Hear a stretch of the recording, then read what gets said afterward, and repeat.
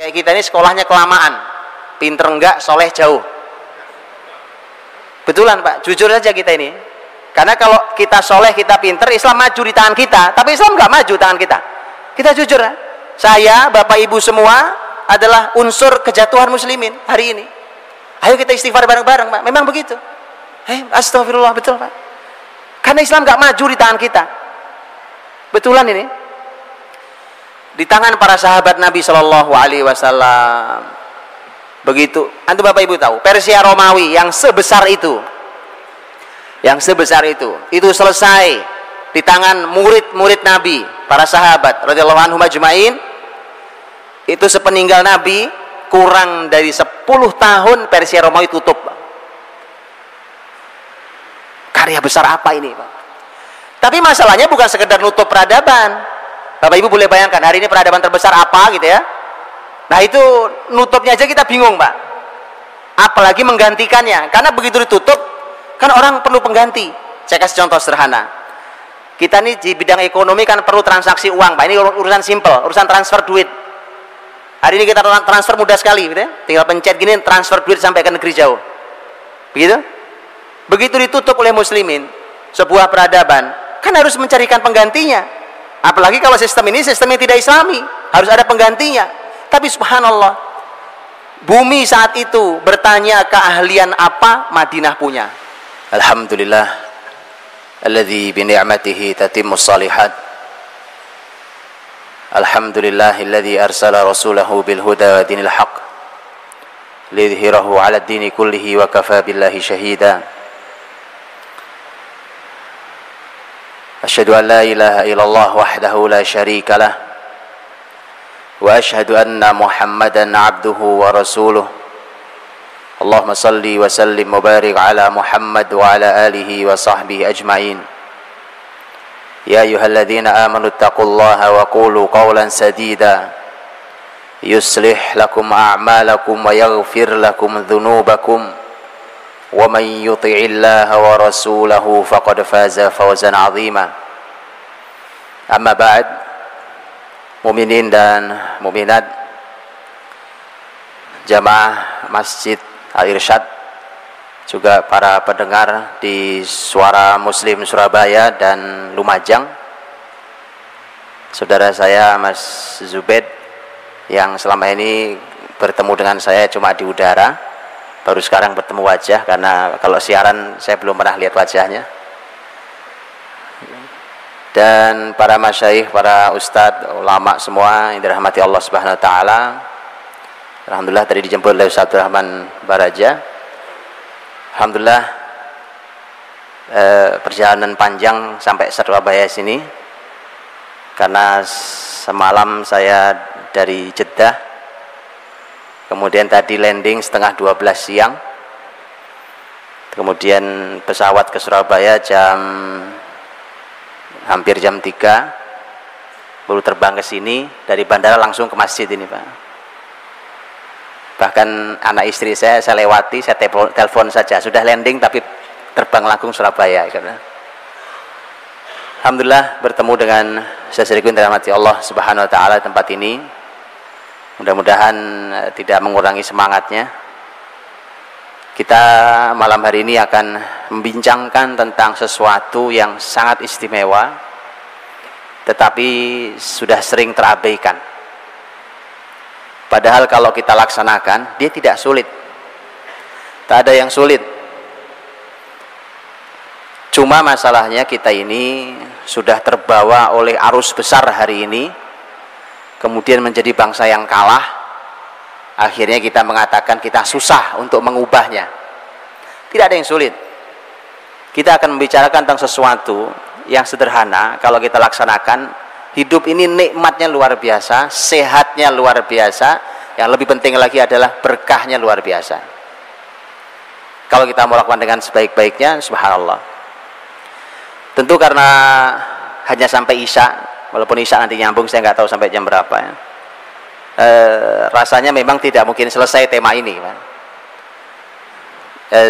Saya membuat VCD dengan teman-teman itu, kita buat 3 seri gitu. 3 seri itu baru sampai dari sholat subuh Nabi Shallallahu Alaihi Wasallam sampai waktu terbit matahari. 3 episode sendiri. Di Jakarta Ramadan lalu saya diserahi setiap Sabtu dan Ahad di Masjid Raya Pondok Indah, Jakarta. Sabtu Ahad sepanjang Ramadan diserahkan ke saya untuk menyampaikan materi keseharian Nabi. Berarti paling tidak ada 8 Sabtu, 8 hari. Itu hanya sampai dari sholat subuh sampai waktu duha. Nah sekarang saya nggak tahu dikasih berapa menit Pak, kecuali kita bicara sampai besok subuh. Nah mungkin Pak. Baik, Bapak Ibu dirahmati Allah, saudara-saudariku yang berbahagia, satu hal yang membahagiakan, kita akan membicarakan tentang manusia terbaik, manusia paling istimewa, yang hari-harinya sangat berkah Pak. Karena bicara tentang keseharian Nabi, kita bicara keseharian, itu artinya kita akan bicara tentang apa sih 24 jam yang dilakukan oleh Nabi Shallallahu Alaihi Wasallam. Saya ingin bicarakannya dalam 3 poin. Poin pertama adalah tentang betapa seperti apakah produktivitas usia Nabi Shallallahu Alaihi Wasallam sebagai sebuah muqaddimah. Betapa kalau orang mengatur waktunya dengan seperti Nabi SAW, sebaik Nabi, maka hasilnya diharapkan sama. Yang kedua adalah saya akan sampaikan secara global, tentu tidak dalam, secara global 24 jam itu apa saja yang dilakukan, tapi global. Kalau masih ada waktunya saya akan sampaikan poin ketiga. Saya ingin detailkan di beberapa poin, dan terserah mau detailkan di mana. Di beberapa poin kita akan detailkan di kegiatan Rasulullah SAW. Saudaraku dirahmati Allah Subhanahu wa taala, dalam hadis yang diriwayatkan oleh Imam Ibnu Majah dalam sunannya, hadis sahih, Nabi Shallallahu Alaihi Wasallam pernah menyampaikan kepada kita, a'maru ummati ma baina 60 ila 70 wa aqalluhum man yujawizu dzalik. Umur umatku antara 60 sampai 70 tahun, dan sedikit yang melewati itu. Kalimat Rasulullah SAW. Jadi kalimat tepat Pak. Jadi kalau saya boleh bertanya kepada Bapak Ibu yang dirahmati Allah, karena hari ini kadang-kadang kita membuat teori tapi jauh dari konsep ilahi. Kita membuat teori begini Pak, seiring dengan semakin sejahtera sebuah bangsa, maka seiring itu umur semakin panjang. Betul? Silahkan dikoreksi. Kalau Nabi mengatakan, ente mau sejahtera apapun, umur umatku 60 sampai 70 saja rata-ratanya. Qat'i ini baru wahyu qat'i. Makanya jangan mudah orang terbawa hanya oleh sebuah penelitian bahwa orang makin sehat, mungkin lebih sehat, lebih makmur, lebih sehat, mungkin saja. Tapi urusan umur kan bukan urusan orang sakit Pak, juga bukan urusan orang sehat. Umur umatku ini, kata Nabi SAW, 60 sampai 70 tahun. Coba antum perhatikan. Ketika Rasulullah SAW menyampaikan hadis ini, ternyata beliau meninggal pada usia 63 tahun. 60 sampai 70. Beliau yang bersabda, beliau yang memberikan, ternyata Allah tetapkan sesuai dengan sabdanya. 60 sampai 70, 63 tahun beliau wafat. Abu Bakar As-Siddiq radhiyallahu anhu, khalifah pertama muslimin, sahabat terbaik Rasulullah SAW, waktu meninggal tahun 13 Hijriah, berapa usianya? 63 tahun, sama dengan nabinya. Umar bin Khattab radhiyallahu anhu meninggal pada tahun 23 Hijriah dengan karya besar, bahkan nyaris tidak ada tandingannya hari ini. Susah mencari tandingan pemimpin sampai hari ini sepanjang sejarah Islam. Orang seperti Umar bin Khattab radhiyallahu anhu, 10 tahun dia menjadi khalifah dan meninggal pada usia 63 tahun. 63 tahun. Utsman Ibn Affan radhiyallahu anhu lebih lama memimpin, 12 tahun menjadi khalifah. Sahabat yang sangat luar biasa. 6 tahun pertama kepemimpinannya adalah hari-hari yang paling disenangi oleh muslimin. Sangat indah. Kemakmuran, keadilan, kesejahteraan, lembutnya pemimpin, dan seterusnya. Umar Utsman meninggal tahun 36 Hijriah pada usia bukan 63 tahun. Antum salah. Kali ini antum salah. Utsman meninggal dengan usia lebih tua, 80-an tahun. Ali bin Abi Thalib radhiyallahu anhu, khalifah keempat, sepupu Nabi SAW, sekaligus menantu beliau. Inilah orang yang melahirkan Sayyidah Syababi Ahli Jannah, Al-Hasan wal Husain, yang oleh Nabi disebut sebagai dua pemimpin para pemuda di surga. Ali bin Abi Thalib radhiyallahu anhu meninggal pada tahun 40 Hijriah pada usia, nah jadi nggak berani jawab antum sekarang gara-gara tadi salah, pada usia 63 tahun. 63 tahun. Lihat, 4 khalifah terbaik ini, manusia terbaik di zaman Rasul, 4 khalifah. Dan Rasulullah SAW 4 dari 5 orang, 4 diantara mereka meninggal di usia 63 tahun. Ada yang 63 tahun di sini umurnya? Angkat tangan Pak, ya kan? 63 tahun, ya kan? Walaupun saya tidak tahu apa hikmahnya, saya membaca sirah ini tidak tahu apa hikmahnya tentang 63 tahun. Apakah 63 adalah usia terbaik untuk meninggal? Saya juga tidak tahu, ya kan? Yang jelas orang-orang mulia ini meninggal pada usia 63 tahun. Hanya Utsman radhiyallahu anhu yang usianya sampai 80 tahun. Saya dirahmati Allah Subhanahu wa taala. 63 tahun kalau diukur dengan usia pensiun Indonesia, kita pensiun di Indonesia usia 50 Pak. 55 tahun. 55 tahun artinya usia 55 tahun pensiun, kemudian setelah itu hanya tersisa 8 tahun dan wafat. Masalah di kita adalah, lihat masalah di kita Pak, dan ini harus dijawab oleh kita semua. Waktu kita masih kecil, seperti adinda kita, siapa tadi namanya? Hafizahullah, Masya Allah, mudah-mudahan Allah berkahi dengan Qur'annya. Beliau di usia kecil sudah dekat dengan Al-Quran. Tapi berapa banyak negeri ini anak-anak kita di usia kecil kalau melakukan sesuatu atau kita kasih dia suruh hafal Quran, usia SD, SMP lah paling jauh gitu ya, hafal Quran 30 juz, nanti orang bilang kasihan Pak masih kecil. Begitu sudah dia tumbuh menjadi usia remaja atau pemuda, kemudian disuruh dia belajar Islam, dia bilang susah Pak, remaja. Begitu dia naik menjadi seorang yang sudah bekerja atau kuliah paling tidak, kemudian bekerja, disuruh belajar Islam, kemudian dibilang sibuk Pak, itu aktivitas di kantornya, di kampusnya, itu menyita waktu, tidak sempat Pak. Selesai kerja pensiun, begitu pensiun disuruh belajar Islam, aduh pinggang sudah mulai masalah Pak. Terus kapan? Orang kapan mau belajar Islam? Kita selalu punya alasan untuk menghindar dari Allah Subhanahu wa taala. Itu masalahnya Pak. Selalu kalau Anda mau cari alasan, iblis itu menyediakan sejuta alasan, bahkan lebih untuk satu orang, nggak apa-apa gitu. Bisa banyak alasan. Untuk tidak ke masjid, untuk tidak ke Quran, untuk tidak ke Islam, selalu banyak alasan. Di semua jenjang usia, jawabannya sudah dikasih oleh iblis Pak. Tinggal dipilih aja kalau mau. Ini masalahnya. Kemudian begitu pensiun, 55 tahun, berhenti dari pensiun itu. Setelah berhenti dari pensiun itu, sebagian kita memahami salah tentang kata pensiun. Akhirnya begitu sudah pensiun, yang ditunggu cuma dua. Nunggu cucu datang, dan yang kedua, nunggu mati datang. Tak ada karya. Sudah pensiun Pak saya. Yuk kita lihat Rasul kita. Apa itu kehidupan ayat yang dibaca tadi? Laqad kana lakum fi Rasulillahi uswatun hasanah liman kana yarjullah wal yawmal akhir wa dzakarallaha katsira.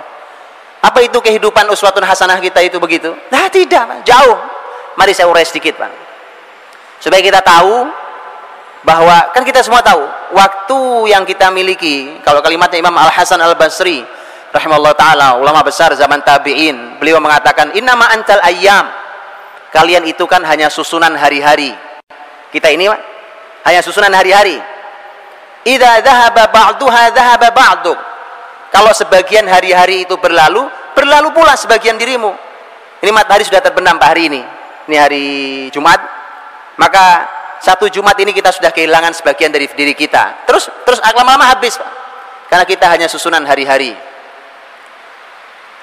Nah, inilah yang kemudian ketika semua hari-hari itu akan ditanya di sisi Allah Subhanahu wa taala.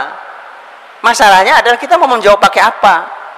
Kalau setiap jenjang usia kita selalu punya alasan untuk lari dari Allah Subhanahu wa taala.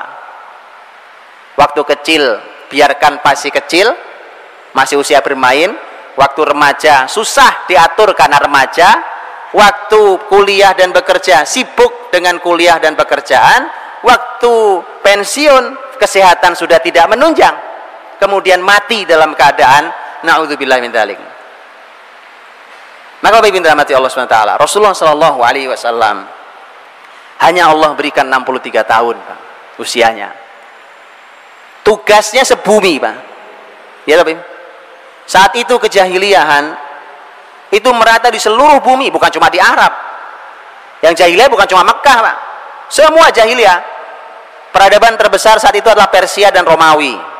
Peradaban kejahiliahan itu yang mengajari ya Persia dan Romawi itu.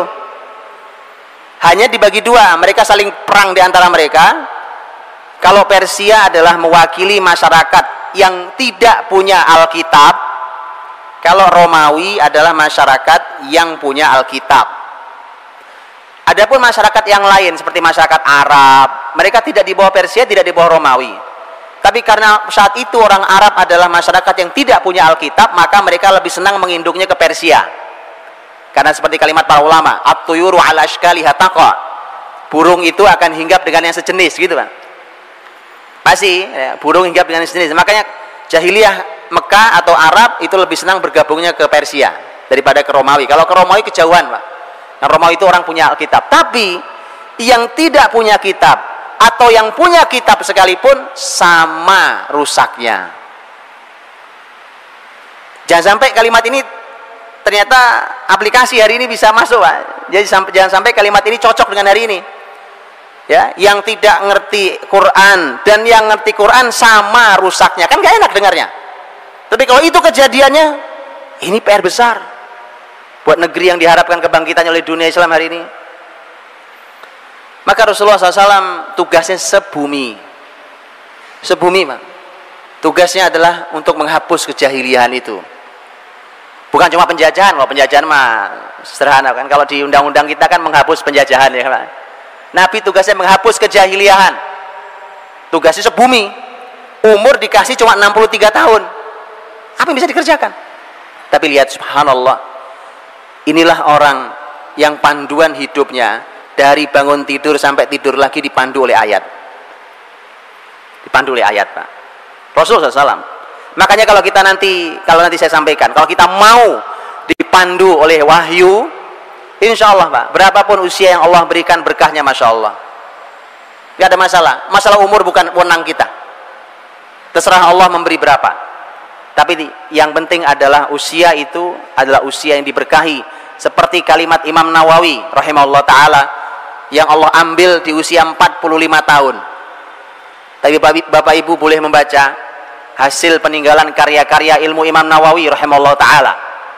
Karyanya lebih panjang daripada ilmunya, daripada usianya. Kalau Riyadhus Shalihin mah kitab kecil, Pak. Riyadhus Shalihin karya Imam Nawawi itu kitab kecil sekali dibanding kitab beliau yang lain. Al-Minhaj Syarh Sahih Muslim Ibnu Hajjaj, itu penjelasan terbaik untuk Sahih Muslim karya Imam Nawawi. Itu berapa belas jilid, berapa banyak jilidnya. Kemudian ketika beliau menulis kitab fikih umpamanya Al-Majmu' Syarh Muhadzab, berapa banyak jilidnya. Begitu yang lainnya. Bayangkan tuh, usia hanya 45 tahun. Dan mana ada di dunia ini masjid yang tidak kenal kitab Riyadhus Shalihin? Betapa terangnya kubur Imam Nawawi rahimahullah ta'ala. Ilmun yuntafa'u bih, ilmu yang bermanfaat. Itu jadi kita tanyakan, apa yang kita tinggalkan nih, Pak? Begitu ninggalkan cuma harta, ternyata harta buat rebutan anaknya, warisan. Rebutan, berantem anaknya, saling fitnah, saling berantem, bahkan mungkin naudzubillah saling bunuh. Cuma itu peninggalan Anda? Bagaimana nanti kita menjawab di hadapan Allah tentang usia yang diberikan pada kita? Rasulullah SAW di 63 tahun, di usia 63 tahun itu beliau wafat. Itu satu jazirah Arab. Bapak Ibu bayangkan jazirah Arab ya. Jazirah Arab itu ada beberapa negara hari ini, itu satu jazirah Arab sudah masuk Islam. Hanya diawali dari Mekah, yang saat itu Mekah Nabi SAW hanya mengawali dengan beberapa orang.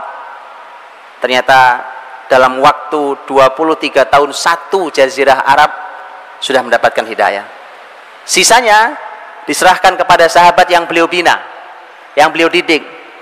Ketika Nabi wafat, bumi ini perlu ahli apa? Tanya ke Madinah, di Madinah ada ahlinya. Insya Allah nanti kita lanjutkan di pembahasan kita yang berikutnya. Sudah adzan isya namanya. Wallahu a'lam bishawab. Assalamualaikum warahmatullahi wabarakatuh. Bismillahirrahmanirrahim. Alhamdulillah wassalatu wassalamu ala Rasulillah wa ala alihi wa sahbihi wa mawalah wa ba'd. Muslimin dan muslimat hafizakumullah.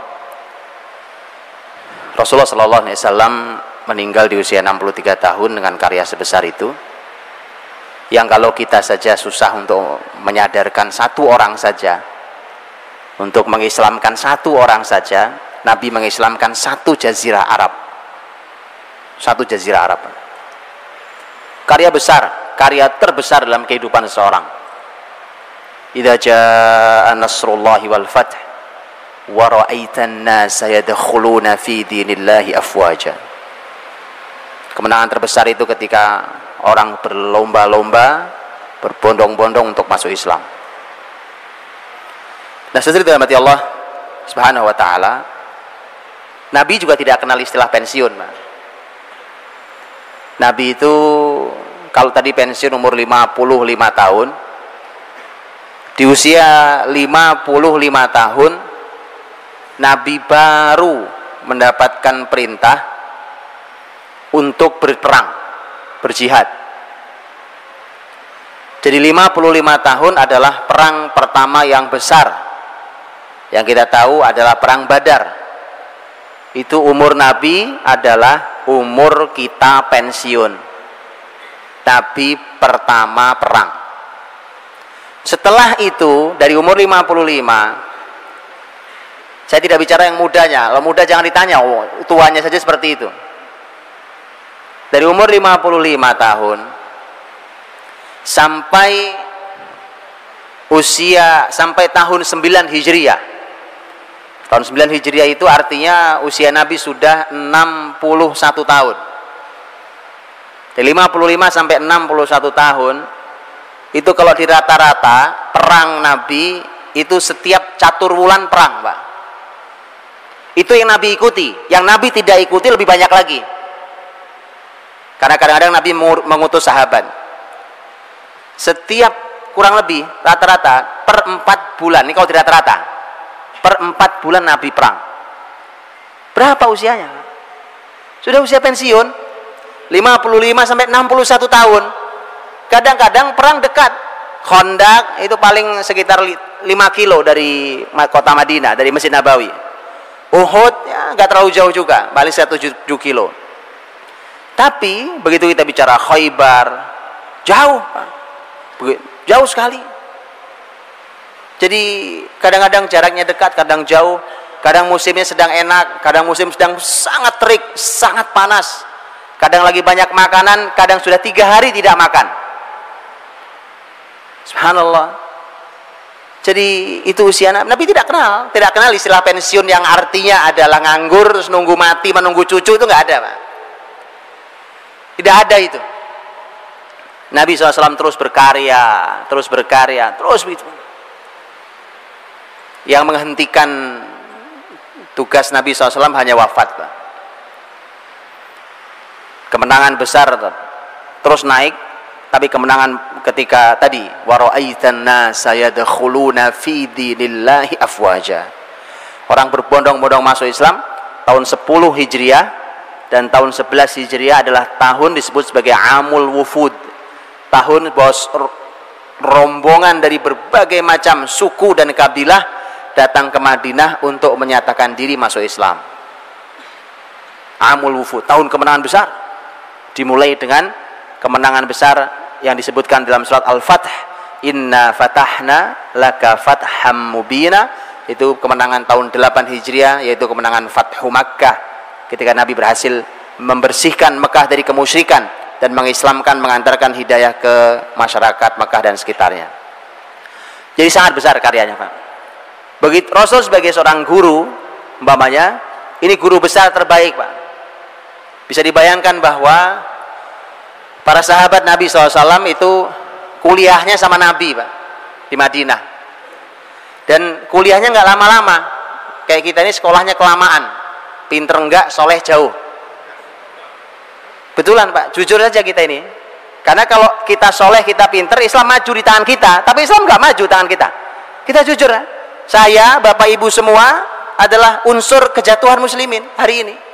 Ayo kita istighfar bareng-bareng, Pak. Memang begitu. Astagfirullah, betul, Pak. Karena Islam nggak maju di tangan kita. Betulan ini. Di tangan para sahabat Nabi Shallallahu Alaihi Wasallam. Begitu, antum Bapak Ibu tahu, Persia Romawi yang sebesar itu, itu selesai di tangan murid-murid Nabi, para sahabat radhiyallahu anhum ajmain. Itu sepeninggal Nabi, kurang dari 10 tahun Persia Romawi tutup. Karya besar apa ini, Pak? Tapi masalahnya bukan sekedar nutup peradaban. Bapak Ibu boleh bayangkan, hari ini peradaban terbesar apa gitu ya. Nah itu nutupnya aja kita bingung, Pak. Apalagi menggantikannya. Karena begitu ditutup, kan orang perlu pengganti. Saya kasih contoh sederhana. Kita nih di bidang ekonomi kan perlu transaksi uang, Pak. Ini urusan simple, urusan transfer duit. Hari ini kita transfer mudah sekali, gitu ya. Tinggal pencet gini, transfer duit sampai ke negeri jauh. Begitu? Begitu ditutup oleh muslimin, sebuah peradaban, kan harus mencarikan penggantinya. Apalagi kalau sistem ini sistem yang tidak islami, harus ada penggantinya. Tapi subhanallah, bumi saat itu bertanya keahlian apa Madinah punya. Bahkan yang Arab tidak akrab sekalipun. Apa contohnya? Air. Arab tuh nggak akrab air, Pak. Kecuali Arab di Surabaya. Tapi kalau Arab di negeri aslinya nggak akrab air, Pak. Loh bagaimana akrab air? Padang pasir. Makanya kalau Umar mengatakan alimu auladakumus sibaha warimaya warukubal khail, ajari anak-anakmu berenang, ya, memanah, kemudian mengendarai kuda, berenang. 3 poin itu yang ajaib adalah berenang, Pak. Kalau kuda nggak aneh, memanah nggak aneh orang Arab. Tapi berenang, apa mereka mau berenang di pasir? Nggak ada air, Pak. Nggak ada air. Oh, bagaimana ada air? Hujan kalau nggak istisqa nggak turun. Subhanallah, Pak. Tapi inilah Islam. Karena Islam bukan agama padang pasir. Buktinya gampang, Anda buka Quran bicara tentang pohon yang hijau, air menggericik, air yang mengalir, sungai-sungai. Itu cocoknya di Indonesia, bukan di Arab. Gitu? Maka harusnya yang paling beriman itu orang Indonesia, Pak. Orang Arab diajak ngomong itu nggak paham. Yang paling paham kita. Bicara air mengalir di bawah, ada pohon-pohon yang tumbuh. Nah, Bapak Ibu dan Allah. Jadi hanya kurang dari 10 tahun sahabat Nabi menutup peradaban, bahkan menggantikannya. Ketika muslimin pertama punya pasukan angkatan laut, ini asal air, Pak. Itu mengherankan. Khalifahnya Utsman, panglima lautnya adalah Muawiyah radhiyallahu anhu. Ketika perang di laut pertama kali lawan Romawi yang sudah lama di laut, Romawi bisa kalah, Pak. Itu heran. Itu belajar dari mana tuh sahabat? Oh, mereka nggak akrab air. Lihat. Inilah lulusan Rasulullah SAW. Kayak apa tuh umurnya? Padahal perang itu hanya sebagian kecil dari tugas Nabi, bukan segala-galanya. Baik. Karena waktu saya pendek, saya mau ringkaskan, Pak. Ini kalau mau tahu mana produktivitas, saya baca sendiri di Sirah Nabawiyah, ya. Tetapi saya mau ringkaskan, karena pertanyaan kita adalah, tidak mungkin orang akan sehebat itu karyanya kalau dia membuang-buang usianya. Mustahil orang akan melakukan karya-karya besar kalau usianya mubadzir. Hari ini, Pak, kalau kita makan sama anak kita, lihat, kita ajari anak kita, nak makan habis semua, 1 piring ambil secukupnya habis. Tak boleh tersisa barang satu nasi, karena Nabi bersabda nggak tahu yang berkah yang mana. Itu kita ajarkan. Kenapa kita bilang mubadir? Nah, teman setan mubadir. Subhanallah, hanya satu butir nasi kita bilang mubadir. Umur kita tidak bilang mubadir, Pak. Umur kita buang-buang itu, kita tidak bilang mubadir. Nasi sebutir kita bilang mubadir. Aneh cara kita berpikir, Pak. Mari kita pikir ulang. Ini mubadir yang paling besar ketika kita memubadirkan usia kita. Mari kita tanya, mau kita gunakan untuk apa tuh umur? Bener nggak sih, Pak? Kalau orang tidur malam jam 12 malam, berapa jam yang anda buang tuh? Betul nggak itu? Tanyakan. Sesuaikah ini? Emang kalau bangun tidur jam berapa? Begitu bangun apa yang dilakukan, Pak? Kapan melakukan sesuatu? Ini dilakukannya kapan? Apa yang dikerjakannya? Kita harus bertanya kepada orang yang hidupnya terbukti sangat berkah dan produktif usianya. Rasulullah Sallallahu Alaihi Wasallam. Bapak Ibu, saya ingin melewatinya dalam cepat, ya, 24 jam itu, tapi sekali lagi tidak akan detil, karena mustahil 1 jam detil, nggak nyampe 1 jam malah, karena jam 8 Ustaz, jam 8 selesai. Jadi saya ingin mulai dari masalah bangun tidur, Pak. Bangun tidur, habis nanti malam ini kita istirahat, besok pagi kita bangun. Jam berapa kita bangun? Jam berapa kita bangun, Ustaz? 3, 4, 5. Jam berapa kita bangun? 2, 1, 12. Jam. Apapun jawaban kita, kalau jawabannya masih jam berarti salah, Pak. Yang salah berarti bukan jawabannya, pertanyaannya yang salah, Pak. Jam berapa bangun? Jawabannya jam, ya kan? Kecuali pertanyaan itu jebakan. Karena masalahnya orang-orang beriman diajari langsung oleh wahyu tentang kapan bangun, itu tidak, urusannya bukan nggak pakai jam, Pak. Nggak pakai jam. Ini rantai kan, 24 jam itu kan terus terkait secara rantai. Ini begitu putus satu, berantakan yang lain, Pak. Putus satu, dia yang lain masalah. Maka dari itu tidak boleh putus, Pak. Makanya kita harus benahi satu-satu. Rasulullah SAW urusan bangun tidur langsung Quran yang membimbingnya. Berarti urusan bangun tidur bukan hal yang sepele. Karena Quran tidak pernah bicara hal yang sepele. Apa Quran mengajari Bapak Ibu cara bikin sayur asem? Tidak ngajari. Sepele, Pak. Yang sepele Quran nggak bicara. Quran bicara hal yang besar. Ketika Quran membahas tentang kapan bangun tidur, berarti urusan bangun tidur tidak sepele. Jadi jangan disepelekan. Kapan bangun tidur? Ada ayatnya? Ada. Ayatnya kita hafal juga semua. Yang mana ayatnya? Ya ayyuhal muzammil qumil laila illa qalila nisfahu aw inqus minhu qalila aw zid alaihi warattil qur'ana tartila. Wahai orang yang berselimut, bangun malam hari, itu kan? Bangun, urusan bangun tidur berarti ada Quran. Qumil lail, bangun di malam hari. Ini untuk Rasul kalau ini, Pak. Rasulullah SAW, kapan Nabi diperintahkan bangun? Diperintahkan pada tengah malam, nisfahu, tengah malam. Awin kusminhu qalila au zid alaihi, kurang atau lebih sedikit. Tengah malam jam berapa?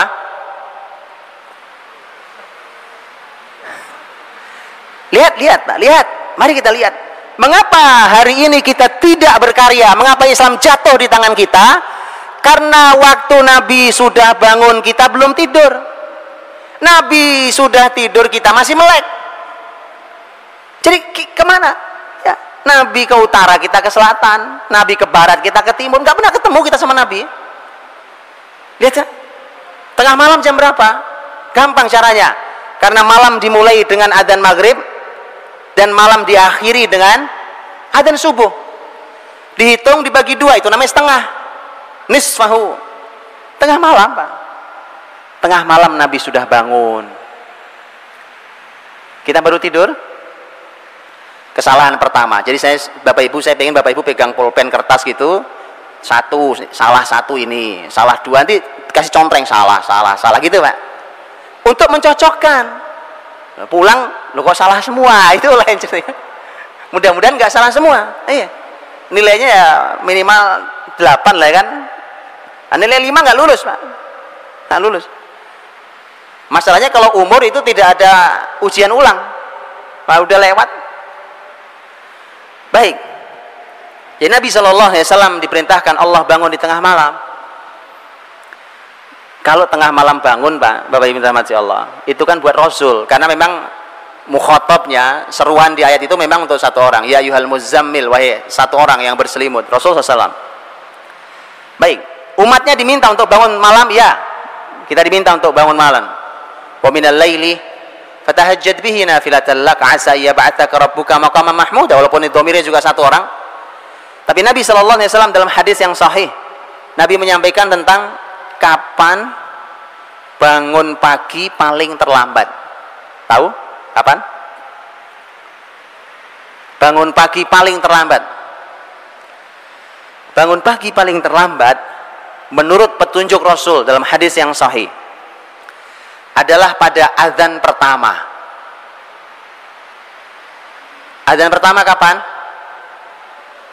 Azan pertama itu sebelum azan subuh ya. Berapa jaraknya? Qadra khamsina ayat. Kisaran 50 ayat dibaca. Berapa menit Ustaz? 50 ayat dibaca. Ya 10 menit. 10 menit Ustaz ya. Karena para ulama mengatakan ini ayat yang pendek, yang sedang, bukan yang pendek, bukan yang panjang. Yang sedang. Ya 10 menit. Paling lama 15 menit. Berarti adzan pertama itu kurang lebih 15 menit sebelum subuh. Itu waktu paling terlambat bangun. Dari mana hadisnya? Hadisnya Nabi SAW pernah menyampaikan tentang fungsi adzan pertama.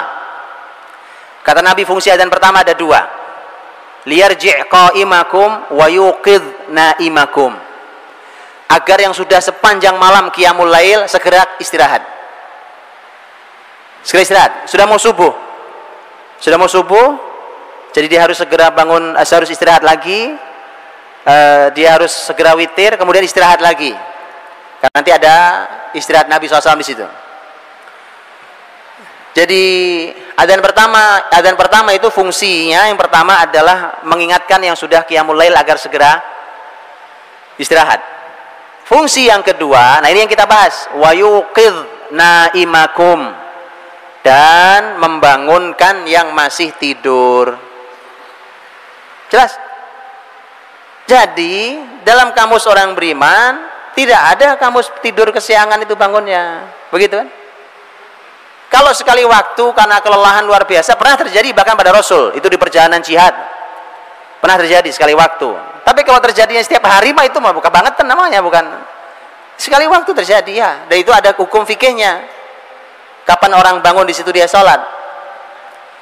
Maka Bapak Ibu dirahmati Allah SWT, urusan kapan Nabi bangun diatur. Dan kita ternyata diajari oleh Nabi bahwa ternyata orang beriman sudah harus bangun pagi paling lambat kurang lebih 10 menit sebelum adzan subuh. Paling lambat. Kan dia perlu persiapan, mungkin masih sempat sholat witir mungkin. Atau mungkin barang 2 rakaat mungkin sudah masih sempat. Kemudian persiapan untuk sholat fajar, sholat subuh.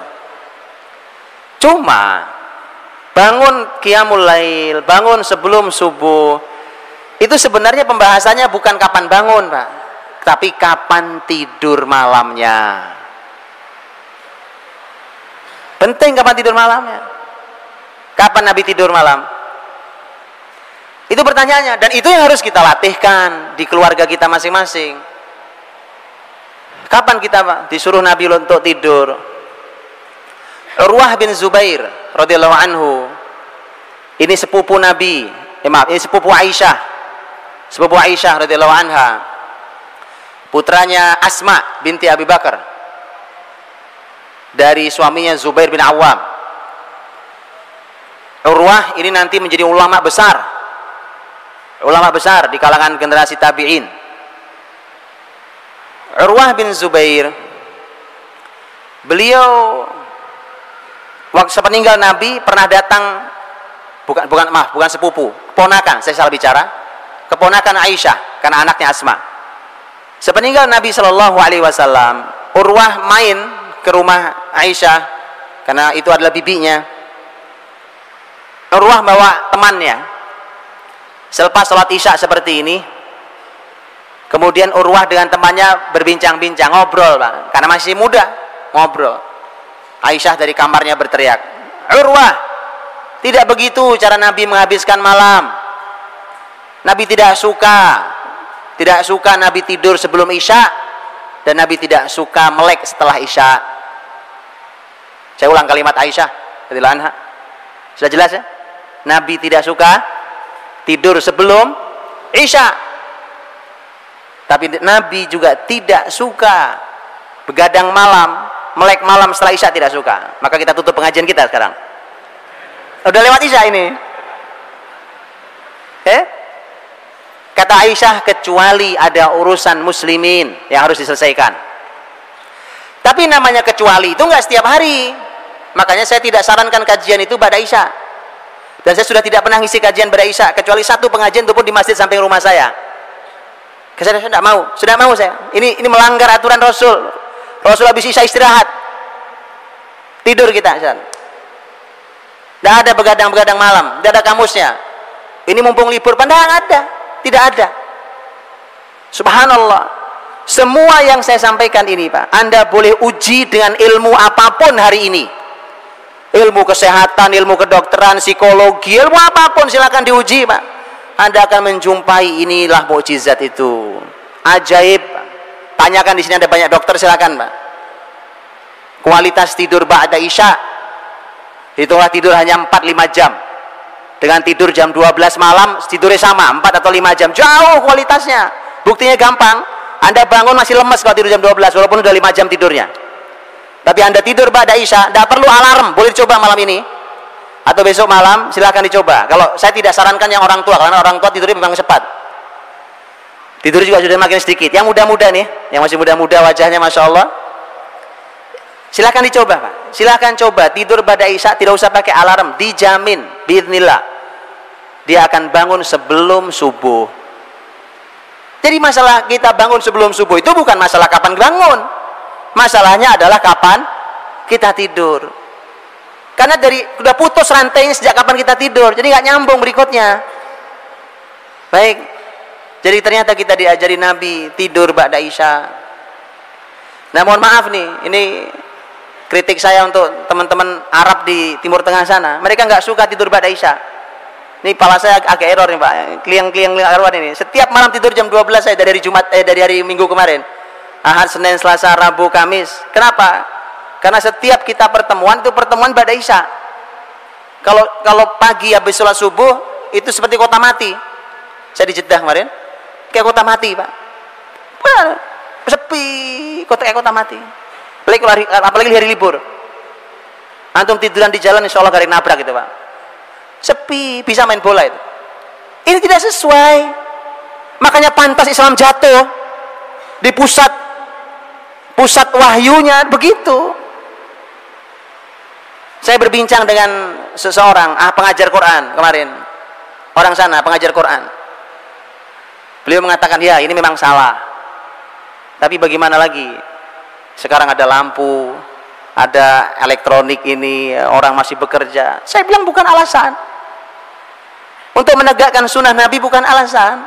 Kalau kita mau beralasan terus, tadi saya bilang selalu punya jawaban. Bisa, Pak. Buktinya bisa. Apa yang tidak bisa? Antum bukan disuruh ngangkat masjid, disuruh tidur, Pak. Nggak susah kerjaannya. Disuruh tidur, bukan disuruh baca. Saya tahu nggak semua orang suka baca. Suruh baca 500 halaman 3 hari, ya itu baru antum pusing. Suruh tidur, masih ngelawan juga, subhanallah.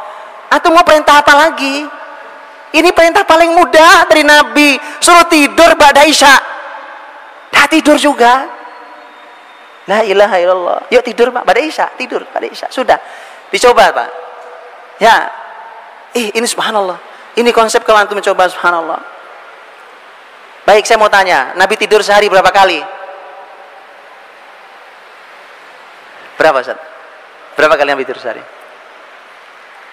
Nabi tidur sehari 3 kali. Antum 3 kali sehari, 3 kali makan, ya kan? Kalau ada bapak ibu dokter, saya mau tanya di sini, karena saya sudah pernah tanya kepada dokter-dokter, apa makan 3 kali sehari itu ada panduannya? Nggak ada panduannya, ilmiahnya nggak ada ilmiahnya. Ada bapak ibu dokter sini? Ada yang berani bertanggung jawab makan 3 kali sehari itu ada panduan ilmiahnya? Nggak ada panduan ilmiahnya, Pak. Kalau ada yang bilang menemukan panduan ilmiahnya, saya tunjukkan panduan yang lebih ilmiah dari itu. Yang meneliti juga seorang dokter ahli. Dan sudah diuji oleh berbagai negara, diuji oleh berbagai ahli, bahkan oleh para ulama. Lihat, jadi urusan makan kita salah, urusan tidur kita salah, urusan bangun kita salah. Maka tadi bawa kertas contrengin, Pak, salah gitu. Ya, Rasulullah SAW tidur sehari 3 kali, Pak. Tapi tidak ada yang panjang.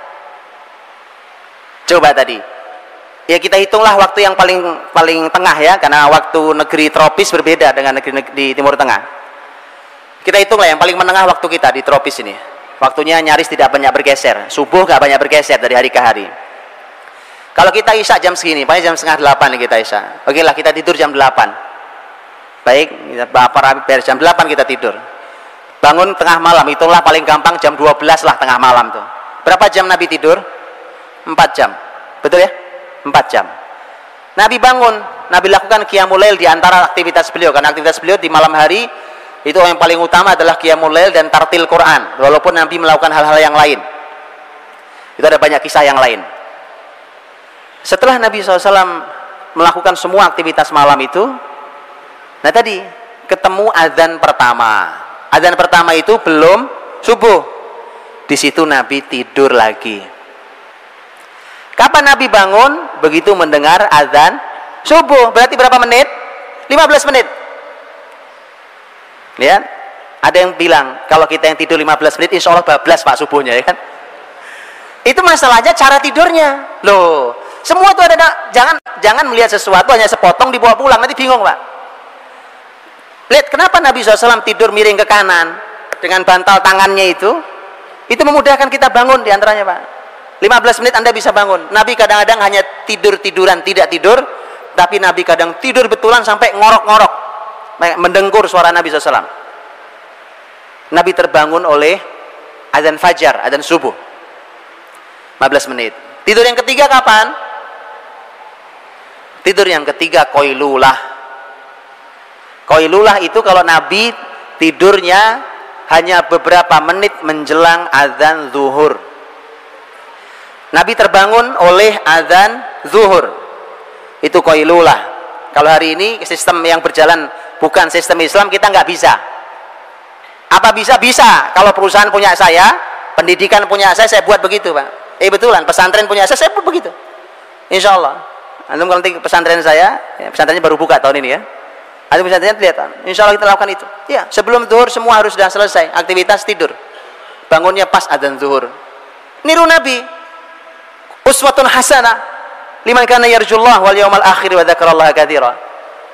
Berarti mulai aktivitasnya pada subuh ya, pada subuh sudah mulai. Nabi itu nanti pada subuh ada aktivitas, Pak. Ya, saya mengumpulkan 11 poin. Dari mulai salam, setelah salam assalamualaikum warahmatullah, ya, salam selesai salat subuh itu sampai terbit matahari di dalam masjid itu saya mengumpulkan kurang lebih ada 11 aktivitas Nabi Shallallahu Alaihi Wasallam. Tentu tidak semua dilakukan dalam waktu sekali waktu, dipilih beberapa, sekali waktu ini, sekali waktu ini, dan seterusnya. Dah ini Nabi tidur qailulah, Pak. Subhanallah, orang kafir yang meneliti tentang bab ini, walaupun dia tidak meneliti hadis, tapi mereka meneliti tentang konsep tidur. Di Amerika itu ada sebuah lembaga namanya National Sleep Foundation. Coba, orang kafir sampai membuat lembaga tidur aja ada foundationnya. Ngurusi tidur ada lembaganya.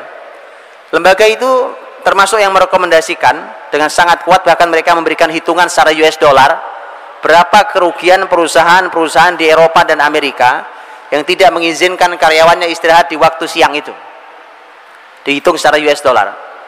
Dan mereka ternyata merekomendasikan tidurlah di siang hari, walau hanya setengah jam, walau hanya beberapa menit, walau mungkin hanya tidur meletakkan kepala di atas meja, atau mungkin meletakkan kepala bersandar di kursi, tidur sekejap set cukup. Begitu diteliti ternyata grafik otak kita ini kerjanya begitu. Kalau sudah zuhur memang sudah turun gitu Pak. Antum paksain pun tidak bisa beraktivitas baik. Sama dengan setelah isya begini Pak. Sebenarnya saya menyampaikan materi begini nggak banyak gunanya. Karena udah turun begini grafik otak Pak. Itu udah otak tidur dipaksa bangun. Ini mohon maaf saya. Jadi saya mohon maaf ya Pak. Jadi kepala otak sudah harus tidur dipaksa bangun. Tidak efektif. Jadi Rasul sehari tidur 3 kali Pak. Ini kalau dicoba, terakhir kemarin saya dapat ilmunya. Ini teman saya ahli herbal Pak. Beliau bilang, yang menjaga qailulah dijamin tidak terkena serangan jantung. Saya tidak tahu ilmunya, ini yang orang-orang kesehatan. Kalau ini benar, subhanallah, subhanallah Pak. Hari ini jantung, penyakit jantung itu menghantui semua orang. Subhanallah. Resepnya gampang, menghidupkan sunnah Nabi qailulah. La ilaha illallah, ya kan? Jadi maka dari itu ya, ini tidur Pak. Baik, Rasulullah SAW kalau beliau sudah bangun di malam hari tadi, kemudian sholat subuh berjamaah dengan Nabi SAW ya, kalau disebut sholat untuk laki-laki memang di masjid tempatnya Pak, di masjid tempatnya, tidak di rumah, kecuali ada uzur syar'i, sakit umpamanya ya. Kalau laki-laki ya di masjid ya, kalau perempuan kata Nabi boleh di masjid, boleh di masjid. Tapi kalau mau bicara yang utama di rumah, tapi artinya bahwa laki-laki di masjid Pak. Untuk itulah anak-anak kita yang laki-laki mohon dibawa ke masjid Pak. Gak ada ceritanya laki-laki sholat di rumah, di masjid, suruh ke masjid Pak. Bicara tentang kebangkitan Islam, peradaban Islam, Allahu Akbar ya kan, setelah subuh gak kelihatan di masjid. Mana mau bicara peradaban Islam? Gak ada Pak. Salahuddin Al-Ayyubi mengukur apakah muslimin siap menghadapi pasukan salib itu diukur dengan berapa yang hadir di sholat subuh di Masjid Al-Umawi di Damaskus. Beliau ukur, oh masih beberapa saf, nggak bisa menang jihad, nggak bakal, ditunggu penuh oleh Salahuddin baru diumumkan jihad.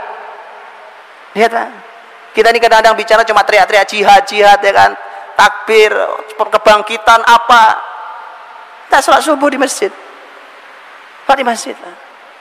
Jadi kalau disebut salat di masjid, Rasulullah SAW di masjid dengan para sahabat. Bahkan Jabir bin Samurah radhiyallahu anhu menyampaikan bahwa karena Nabi SAW idza shallal fajr jalasa fi musallahu hatta tatlu'a asy-syamsu hasana. Nabi SAW kalau sudah salat fajar, salat subuh, fajar itu subuh, beliau duduk di tempat beliau sholat, artinya di masjid. Beliau duduk di Masjid Nabawi sampai terbit matahari dengan terang. Ini kebiasaan beliau tiap pagi, kecuali ada aktivitas mendadak yang lain baru Nabi keluar. Tapi kalau tidak, Nabi begitu Pak. Kita susah menghidupkannya, apalagi di kota macet begini ya. Di kota macetnya apalagi kayak saya Pak di Jakarta, Masya Allah. Itu subuh salam langsung ke kantor ya. Macet. Saya tidak tahu kalau di Surabaya orang lihat Pak. Tapi yang punya waktu, minimal kita punya waktu libur, boleh kita coba Pak, sunnah yang mulia ini. Masya Allah, Nabi SAW duduk di tempat sholatnya sampai matahari terbit. Dan kita tahu ada keutamaan sholat isyraq atau sholat syuruk, sholat waktu matahari terbit. Kita tahu hadisnya hasan menurut sebagian ulama, sebagian mengatakan sahih. Keutamaannya Pak, sempurna pahala haji dan umrah. Yang menjaga sholat subuh berjamaah tetap di masjidnya sampai terbit matahari, kemudian dia sholat 2 rakaat baru pulang. Kan itu yang dilakukan Nabi. Nabi SAW itu. Nah, pertanyaannya tadi, apa yang dilakukan Nabi di masjid? Kalau di hadis yang tentang keutamaan sholat waktu terbit matahari itu bahasanya adalah jalasa yadhkurullah, zikir pada Allah. Tapi begitu antum dalami, ternyata makna zikir itu di sana itu umum Pak, bukan hanya zikir membaca kalimat thayyibah subhanallah walhamdulillah wa la ilaha illallah, itu ya zikir. Tapi ternyata Nabi melakukan macam-macam. Nabi melakukan banyak hal di pagi hari selepas selesai sholat subuh berjamaah, kemudian zikir sholat itu. Ternyata Nabi melakukan banyak hal. Yang tadi saya bilang, saya kumpulkan 11 poin. Di antaranya terkadang Nabi SAW kadang-kadang Nabi SAW memberikan nasihat. ya, mau'izatan wajilat minhal qulub wa dharafat minhal uyun. Nasihat yang membuat hati ini menjadi sangat takut dan kemudian mata pun menangis. Nasihat menyentuh hati, ya. Jadi nasihat yang menyentuh hati. Itu subuh enak, Pak, ngajinya. Jadi kalau pengajian subuh, Pak, ya, cari yang menyentuh hati pengajiannya. Ini sunnah Nabi SAW. Apa yang dilakukan Rasulullah SAW? Kadang-kadang Nabi menanyakan tentang mimpi. Kadang mimpi. Hal ra'a minkum ru'ya? Apa ada yang mimpi semalam? Ada yang mimpi tidak semalam? Kenapa Nabi nanya mimpi? Kata Nabi, biar aku takwil itu mimpi, aku tafsirkan mimpi. Kenapa ditafsirkan mimpi?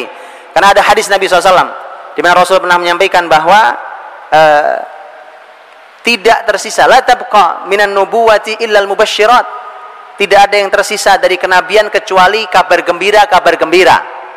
Dan kabar gembira al-mubasysyirat itu kata Nabi adalah ar-ru'a as-salihah, mimpi yang baik. Makanya mimpi dalam Islam itu, sebagian mimpi, tidak semua, sebagian mimpi ada takwilnya, ada tafsirnya. Tapi hati-hati, ntar habis ini pada nyari tafsir masing-masing, saya takut jatuh ke dukun.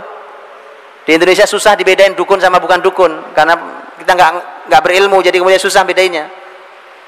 Hati-hati, di sini banyak yang menafsirkan mimpi di Indonesia ini, ya, tapi dukun. Nanti musyrik kita.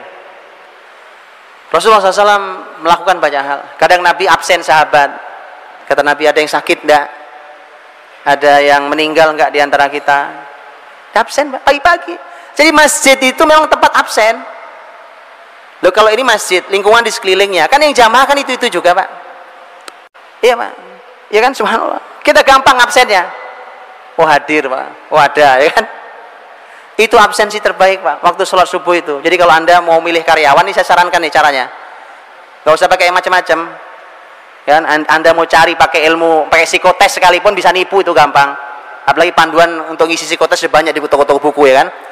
Gampang caranya, Pak. Anda amati beberapa waktu, sebulan atau berapa terserah, ya kan. Sholat subuhnya di masjid bolong apa enggak gitu.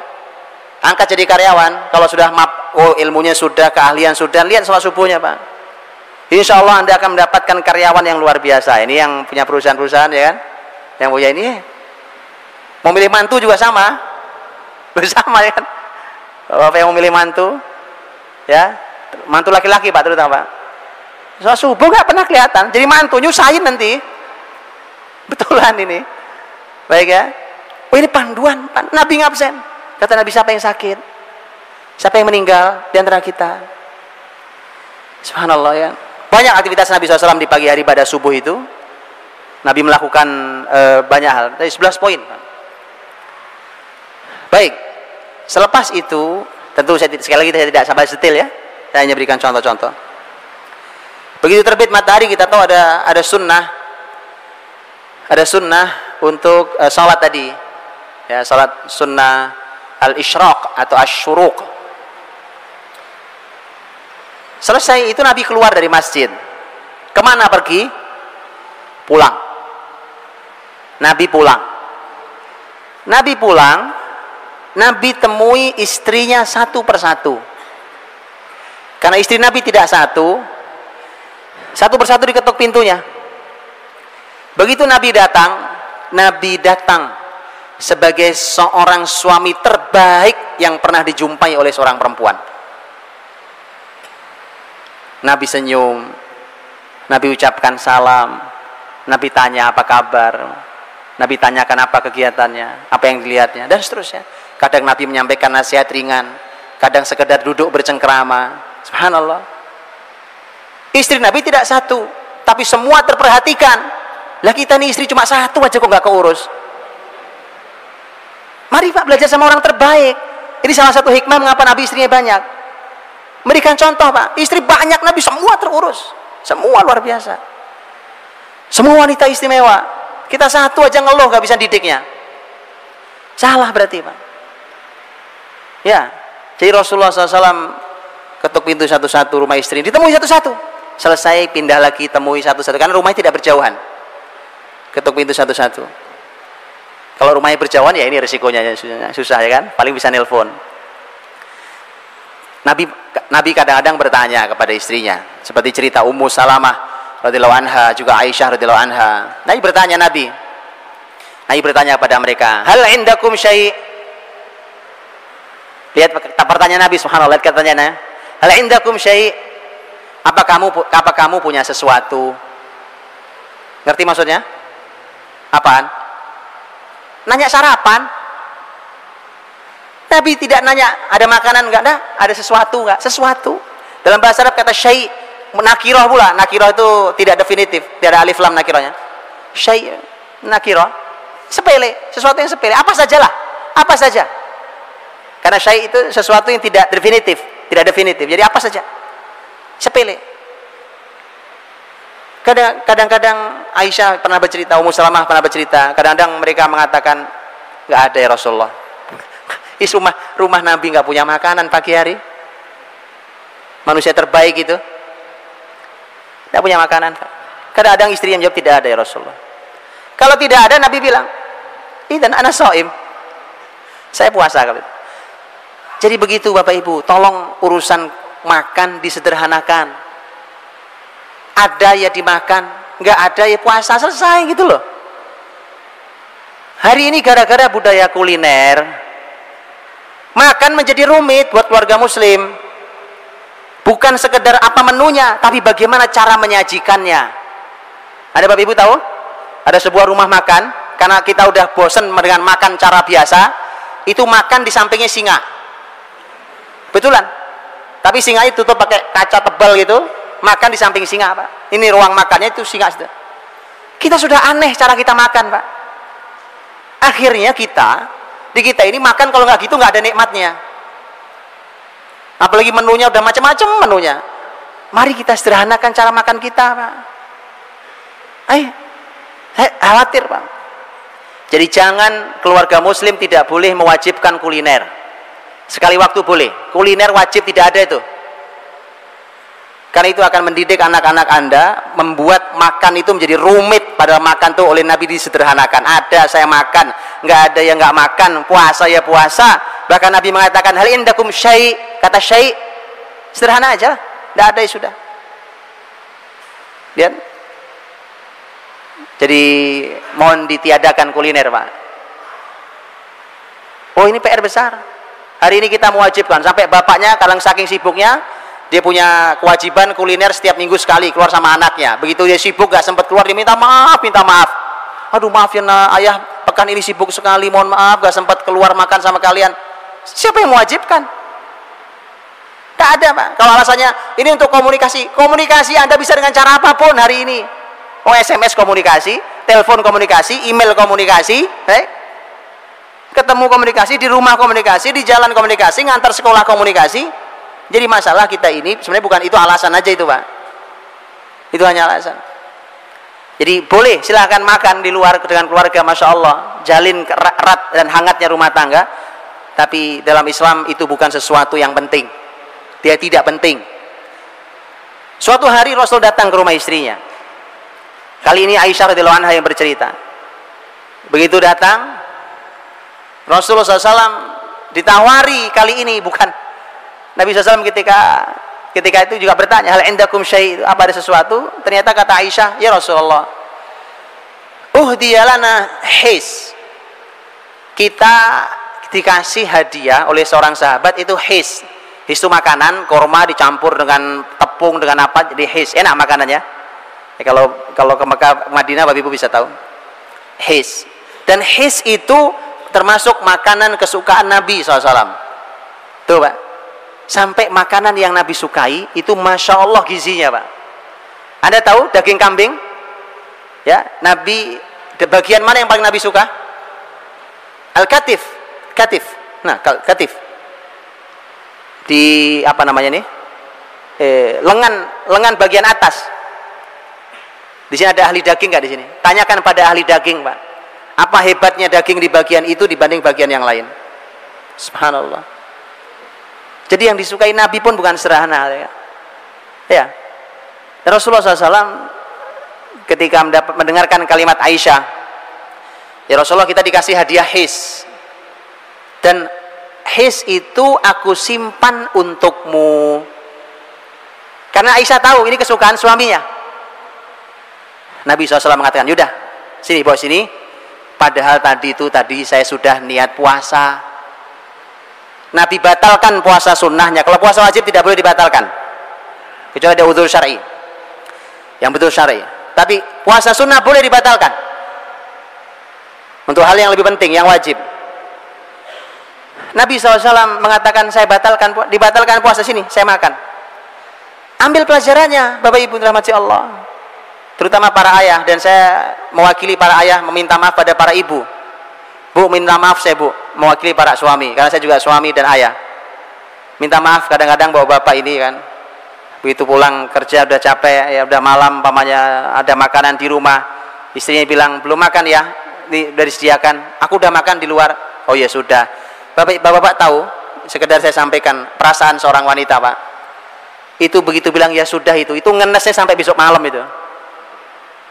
Kadang-kadang gini loh Pak, Anda jangan sepelekan, ada makanan di meja makan kita, itu makanan untuk sampai di meja makan, itu bisa jadi persiapannya sudah 2 minggu itu. Betul Bu? Suatu hari seorang istri ingin menyajikan makanan yang paling dicintai suaminya, maka dia mulai cari resep baru, resep apa yang baru, dia browsing dulu di internet, cari masakan, dibanding-bandingkan dulu. Habis itu telepon temennya, Jeng aku mau masak gini, SMS lagi, ini kalau kurang apa enggak ya rasanya. Oke, persiapannya lama itu Pak. Terus nanti ke pasar nyari bahan, nggak ada pula di pasar satu, pindah ke pasar yang lain.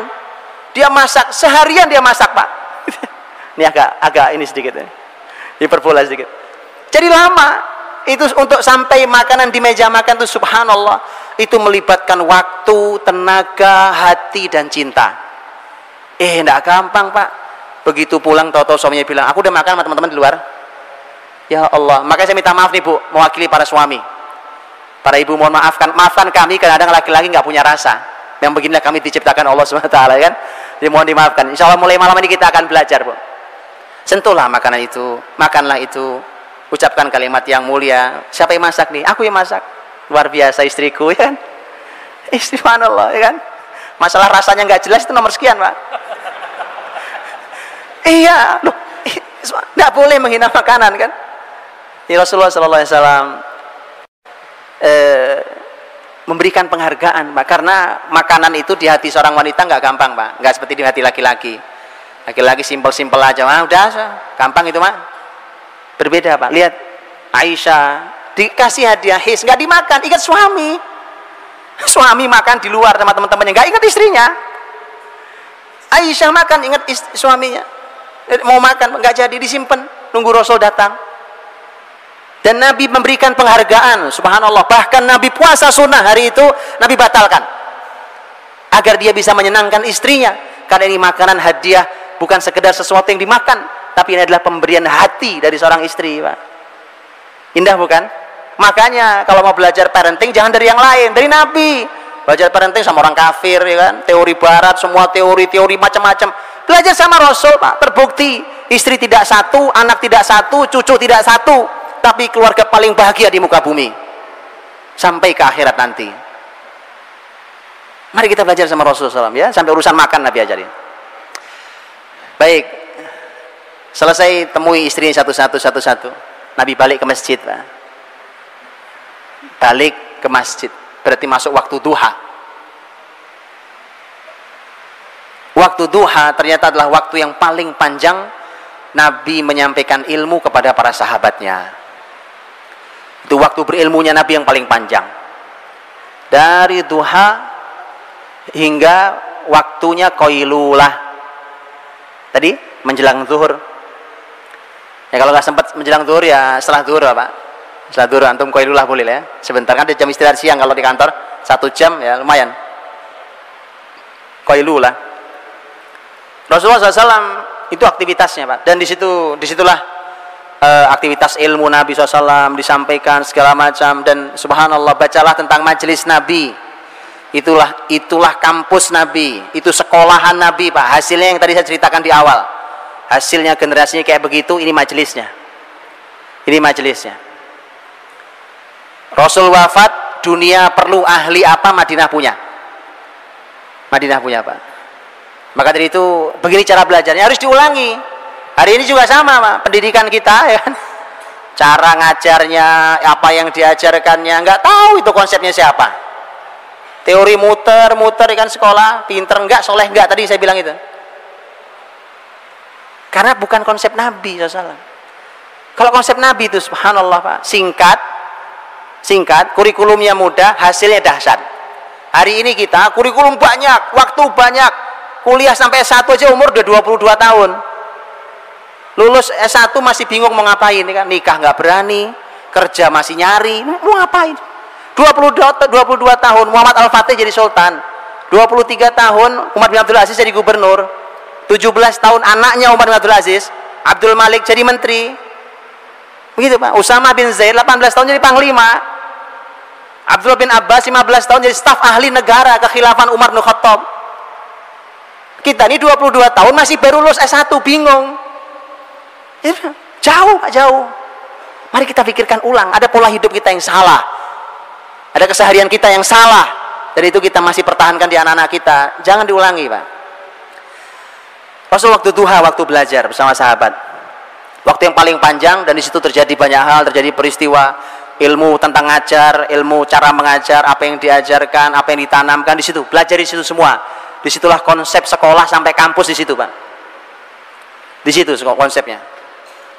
Dan banyak peristiwa. Majelis Nabi kadang-kadang kalau yang hadir jumlahnya tidak banyak, Nabi buat lingkaran. Setengah lingkaran gitu Nabi duduk di sini, ngajar. Nabi duduk di bawah. Tapi begitu nanti di akhir kehidupan beliau duduk di atas kayak saya begini. Dan setelah itu inilah yang dipertahankan oleh dunia pendidikan Islam. Dua-duanya pertahankan, duduk bareng dengan gurunya sejajar, dan duduk gurunya di atas lebih tinggi dari muridnya. Makanya Bapak Ibu bisa lihat di Masjidil Haram, Masjid Nabawi hari ini pun masih dipertahankan, gurunya duduk di kursi lebih tinggi daripada muridnya. Dan itu beda Pak, dengan posisinya berbeda antara guru sejajar duduknya dengan muridnya, dengan ini ilmu sendiri, itu nyaris nggak pernah dibahas kan, kita tidak pernah punya panduan. Dalam Islam dua-duanya ada. Kadang-kadang kalau yang hadir sedang banyak, Nabi buat dua soft itu maksudnya kanan dan kiri, bukan soft ini, tapi soft kanan kiri. Nabi di tengah. Kenapa tengah dikosongin? Fungsinya adalah kalau ada orang yang datang ke Rasul untuk keperluan bertanya atau keperluan yang lain, dia boleh memotong majelis Nabi. Dia langsung datang ke tengah, mendekat ke Nabi, duduk di depan Nabi, langsung bertanya. Setelah itu dia boleh pergi karena punya keperluan yang lain. Subhanallah, majelis Nabi indah.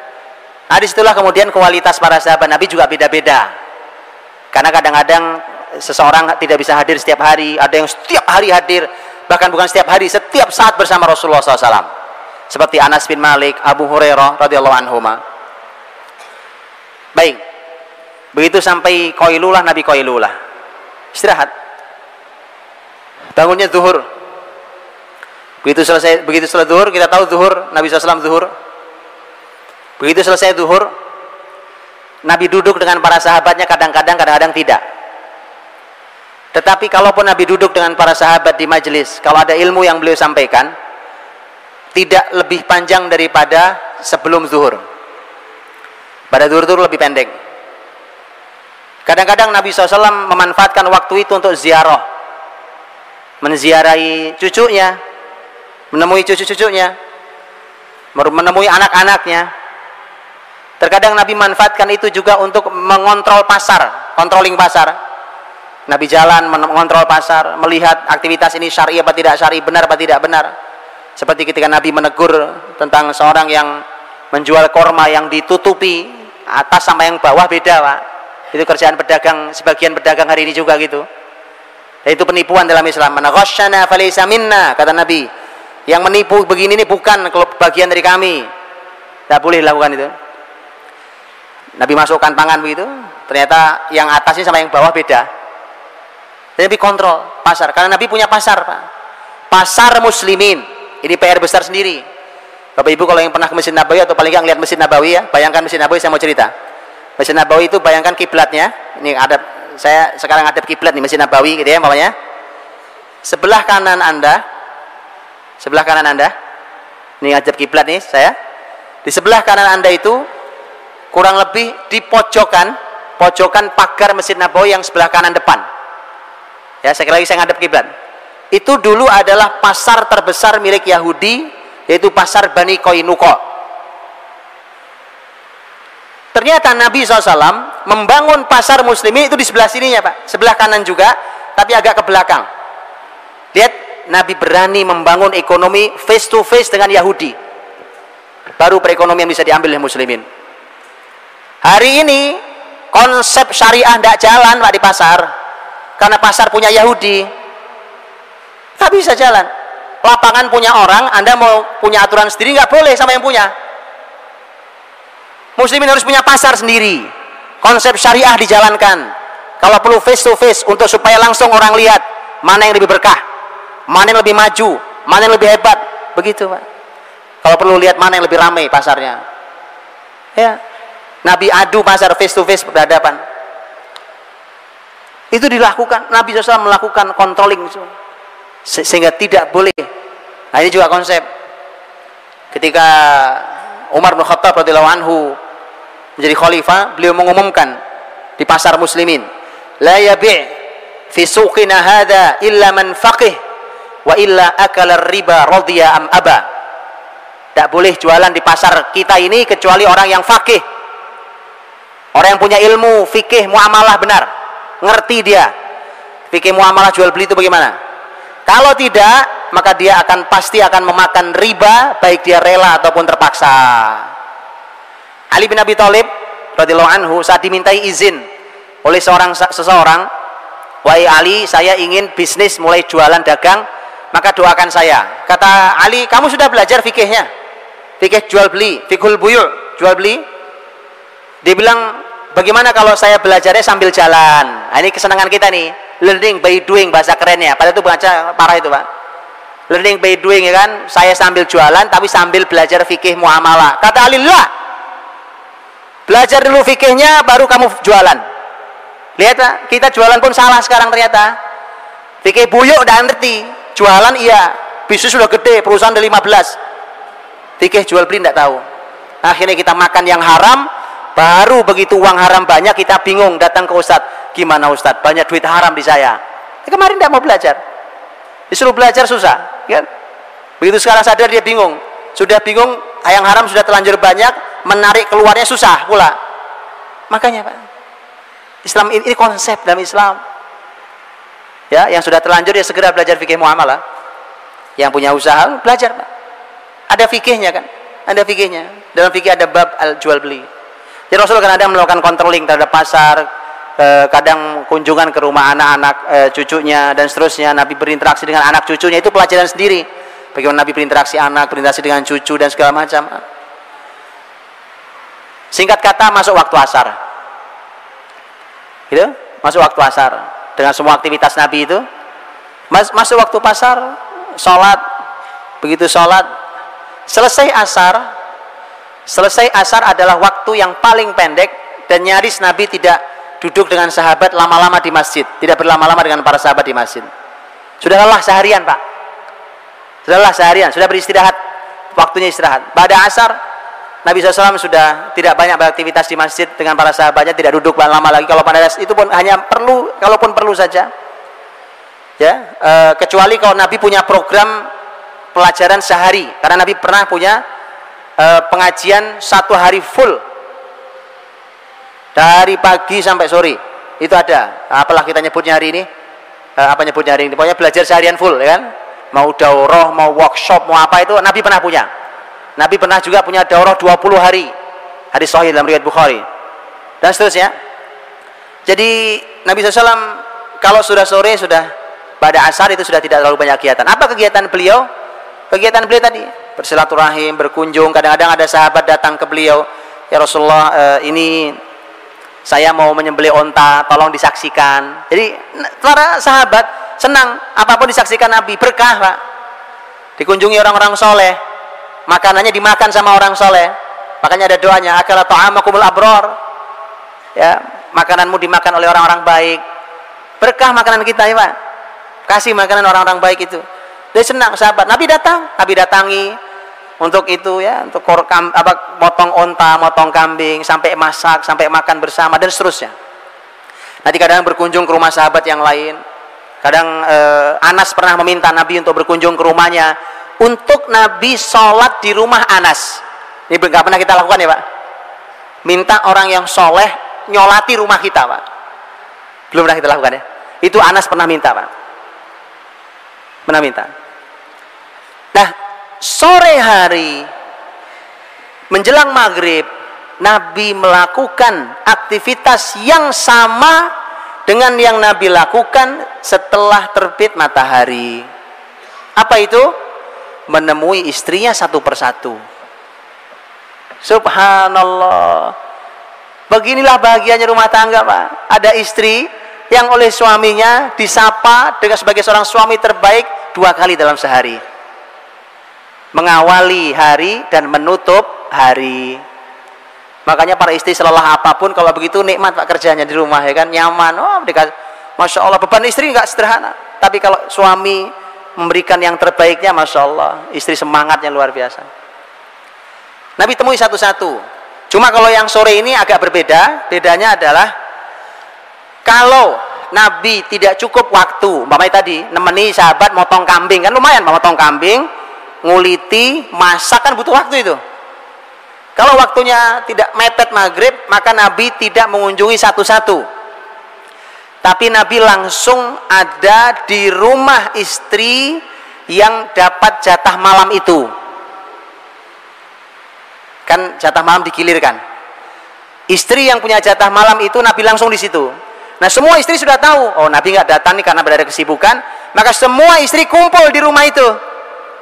Duduk bersama bareng-bareng, Masya Allah, seorang suami, istri sekian, ya kan? Duduk bareng-bareng, bercengkrama bersama, berbicara, bercanda, makan bersama, subhanallah. Nikmat bukan? Nanya doang saya Pak. Saya juga nggak pengalaman masalahnya. Ya. Kalau Nabi cukup waktu, Nabi kunjungi satu-satu. Istri yang paling terakhir Nabi kunjungi adalah istri yang mendapatkan jatah malam itu. Jadi rumah tangga itu ada aturannya, ada konsepnya, ya. Subhanallah, sudah jam 8 Pak, udah habis waktunya.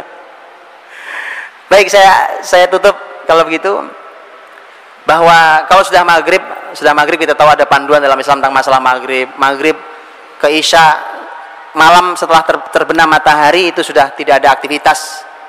Semuanya sudah tinggal ibadah di situ. Kalau ada makan tentu ada makan di sana. Kadang-kadang makan Nabi, kadang-kadang ba'da maghrib juga makan. Terus begitu sampai kemudian tadi sudah langsung ba'da isya. Bahkan juga ada anjuran menunggu maghrib sampai isya, kita tahu. Dan isya Nabi setelah kita tahu, Nabi SAW selesai sholat isya, Nabi langsung tidur. Kecuali ada urusan muslimin.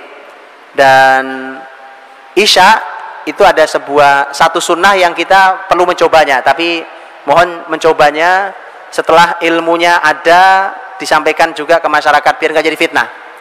Yaitu apa? Nabi SAW, muadzin Nabi SAW, Nabi punya 2 muadzin, Bilal dan Abdullah bin Umi Maktum. Kalau muadzin Nabi sudah adzan waktu isya, itu Nabi dari rumahnya tinggal ngelihat ke masjid, kan tinggal buka aja Pak, ya kan? Ya, masjid lain juga nggak jauh.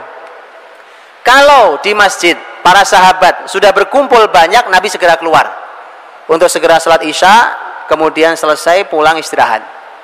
Tapi kalau Nabi lihat dari rumah kok sepi, rumah sahabat kok pada belum banyak datang, ada saja mungkin aktivitas apa segala macam, maka Nabi menunda sholat isya sampai tengah malam, baru sholat isya berjamaah di masjid. Dan Nabi bersabda, laula an asyqa ala ummati la amartuhum bi ta'khiri salatil isya'i ila nisfil lail. Kalau tidak memberatkan umatku, pasti aku perintahkan mereka untuk mengakhirkan salat isya sampai tengah malam. Jadi khusus untuk salat isya. Dengan hadis ini maka ternyata waktu utamanya ada di tengah malam itu, tapi tetap harus berjamaah. Gak boleh tengah malam sendirian di rumah. Sahabat sholat di masjid, ya, karena laki-laki. Jadi sahabat kalau sudah mulai beranjak malam, nanti sahabat datang ke Rasulullah, ya Rasulullah, para wanita sudah tidur, anak-anak juga sudah tidur, mari kita sholat isya. Kita belum sholat isya. Sholat isya. berjamaah di masjid sudah tengah malam. Pernah nyoba di sini? Belum ya? Rasakan Pak, sholat isya di tengah malam berjamaah di masjid rasanya beda banget. Betul, ini sunnah Nabi SAW. Bahkan tadi dengan hadis itu, maka ternyata waktu kalau sholat wajib yang lain waktunya di awal waktu utamanya. Untuk sholat isya Nabi mengatakan kalau tidak memberatkan umatku, aku perintahkan mereka untuk mengakhirkan sholat isya sampai tengah malam. Wallahu a'lam bishawab. Mudah-mudahan yang sekilas bisa memberi gambaran. Kalau detailnya ya perlu waktu cukup panjang. Wallahu a'lam bishawab. Kembali kepada saudara Zubaid.